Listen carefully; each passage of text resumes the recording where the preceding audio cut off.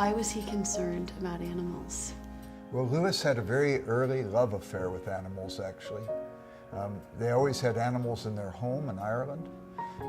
In his home outside of Oxford University at the Kilns, they always kept many animals. They had dogs and cats, and Lewis even wrote to a child once, "My neighbors trap the mice in their house, but I feed mine." He always had this great love of animals.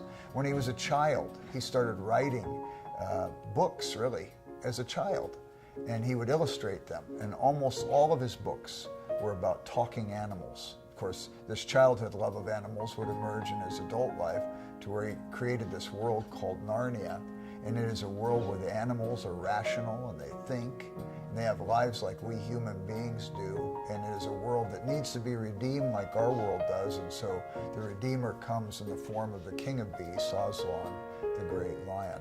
So Lewis always had this love affair with animals. But as I had mentioned earlier, he became an atheist due to pain in his life. So one of the great academic exercises for him is to try to understand how we get over this barrier of God's good and all-powerful. Why does evil exist in the universe? And one of the conundrums for him was, what about animal pain? What about the sufferings of animals?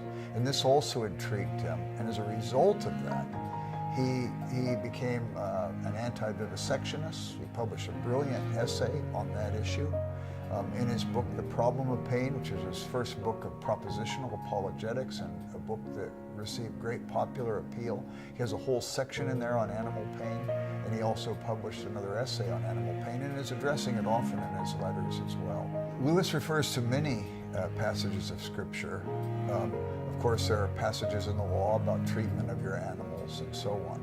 And you've got those New Testament passages about God taking care of the birds, being aware of the birds, and also there are passages that would relate to what he saw relative to the ox. Don't muzzle the ox while it's threshing and so on. We have this responsibility. But Lewis sees the general tenor of Scripture as well, that as human beings, in some senses lords of creation in a way, under supervisors, under God of creation. There's a creation care concern that Lewis has that comes through very strongly.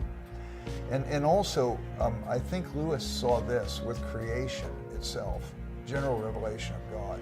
Creation implies intention. That if God makes us, and he makes us with a purpose.